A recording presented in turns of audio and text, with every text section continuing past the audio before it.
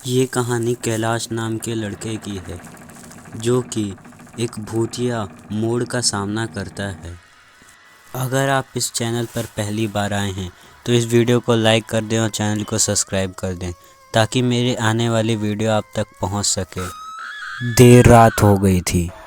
इतनी रात को ना जाने कहां से एक गाड़ी बहुत तेज़ स्पीड से आती हुई कैलाश को दिखाई दी। वो गाड़ी उस मोड़ से गुजरने वाली थी कि अचानक ब्रेक लगने की आवाज़ आई। गाड़ी दूर तक आवाज़ करती गई और जाके टकराई। वो हादसा इतना भयानक था कि कैलाश सिर्फ लोगों की चीख सुन पाया। जब तक वहाँ जाता सबकी चीखें एक भयानक खामोशी में बदल गई।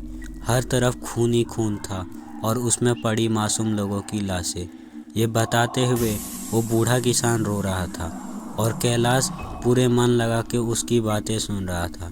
ये सब वो बूढ़ा उन सब दोस्तों को बता रहा था जो कैलाश के साथ थे। अगर उन्हें पहले पता चलता तो वो उस पर यकीन नहीं करते, लेकिन जब ये कैलाश और उसके दोस्तों के साथ हुआ तो उसने यकीन किया। कैलाश वैसे तो एक सिविल इंजीनियर था, लेकिन उसे घूमने का बहुत शौक था। जब भी मौका मिलता वो अपने दोस्तों के साथ गाड़ी लेके निकल जाता। ऐसे ही एक दिन कैलाश और उसके दोस्त कहीं घूमने जाने का प्लान कर रहे थे। कहीं जाने के लिए वो लोग एक दूसरे से पूछ रहे थे। ऐसे ही उन्होंने एक जगह जाने की सोची जिसका नाम था बेलापुर। सब लोग इसे एक हिंदी कहानी के तरह जैसा ले रहे थे। कैलाश ने कहा, ऐसा सच में कोई गांव है या बस ऐसे ही बोल रहे हो तुम शशांक? शशांक ने सीधा उसे वो फ़ोटो दिखाई। वो सब देखते ही रह गए। बहुत ही खूबसूरत पहाड़ियाँ थी और बादलों से घिरा हुआ गांव बेलापुर। अब तो कैलाश मन ही मन वहाँ कब जाए ऐसा सोचने लगा। कैलाश, विशाल और शशांक तीनों ने शनिवार को जाने का प्लान बनाया। वो सब शशांक की ही गाड़ी से निकल गए। सुबह जल्दी उठ के उन्हें बिना कुछ खाए वो सब निकल गए। सोचा रास्ते में कुछ खा लेंगे। सूरज अब काफ़ी ऊपर आ गया था। सबको बहुत ही भूख लग रही थी तो सोचा कहीं रुक के कुछ खा लिया जाए। हाईवे पर आजकल छोटे मोटे ढाबे हैं कि खाने पीने की कोई टेंशन नहीं थी उन्हें। वो लोग नाश्ता करने के लिए कहीं पे रुकते हैं। नाश्ता करने के बाद वो सब सीधा बेलापुर के लिए निकल पड़े। बेलापुर शाम तक पहुंचने वाले थे। रास्ते में और भी कुछ अच्छी चीज़ें उन्हें दिखाई दी। शाम हो रही थी। पहाड़ों का रास्ता चालू हो गया था।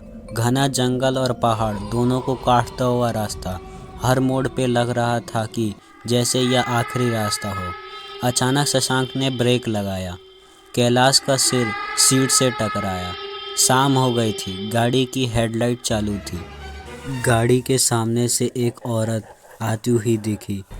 उसने उन सब से बेलापुर के रास्ते में एक गांव तक लिफ्ट मांगी। वो सब एक दूसरे की तरफ देख रहे थे। कुछ बोलते इससे पहले वो औरत बोली, भाई साहब मेरी मदद करो, मेरी बच्ची घर में अकेली है, उसको देखने के लिए अभी वहाँ कोई नहीं है। मैं पास के गांव के बाज़ार के लिए आई हुई थी। अब वापस जाने को पैसे नहीं हैं, इसलिए पैदल जा रही हूँ। शशांक ने सीधा नहीं कहा तो वो रोने लगी। विशाल उसकी तरफ देख रहा था। किसी औरत को लिफ्ट और वो भी गांव में, ये किसी को भी अच्छा नहीं लगा। वो औरत गाड़ी के सामने आके बैठ गई। वो रोते हुए कहती है कि मुझे आगे इंसानियत के नाते छोड़ दें। शशांक ने उसे गाड़ी में बैठाया। विशाल पीछे जाके बैठ गया।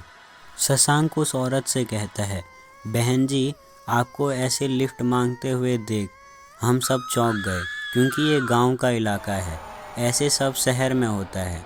वो बोली, भैया ज़रूरत है इसलिए हम हमेशा बाजार करके इसी रास्ते पैदल ही जाते हैं। ये रास्ता नया नहीं है, लेकिन कुछ दिन से यहाँ एक आदमखोर शेर घूम रहा है, इसलिए थोड़ा डर लगा रहता है। आप शायद नहीं जानते, संभल कर रहिएगा। गाड़ी चल रही थी और वो सब उस औरत की बातें सुन रहे थे और उस पर भरोसा भी कर रहे थे कि उस आदमखोर शेर ने ही लोगों को कैसे मारा। उसकी बातों से लग रहा था कि ये लोग तो डर के माहौल में जी रहे हैं और इन सब चीज़ों की आदत हो गई है। गाड़ी चल ही रही थी, वो सब उसकी बातों में भूल गए थे कि विशाल का मोबाइल बज रहा था, कोई कॉल था। सबको अचानक से लगा जैसे नींद से उठ गए। अंधेरा काफ़ी हो गया था, वो सब जा ही रहे थे, रास्ता जो ख़त्म ही नहीं हो रहा था। अब तक उस औरत का गांव भी आना चाहिए था। अचानक कैलाश के मन में ये बात आई कि उस औरत ने बोला था कि उसका गांव तो पास में है, लेकिन अभी तक आया नहीं। और ख़ास बात ये थी कि उन सब को उसके गांव का नाम भी नहीं पता था। उसने विशाल को इशारा किया। शशांक से सीधे बात नहीं कर सकता था। कैलाश ने शशांक से गाड़ी रोकने को कहा। उसने गाड़ी को साइड में रोका।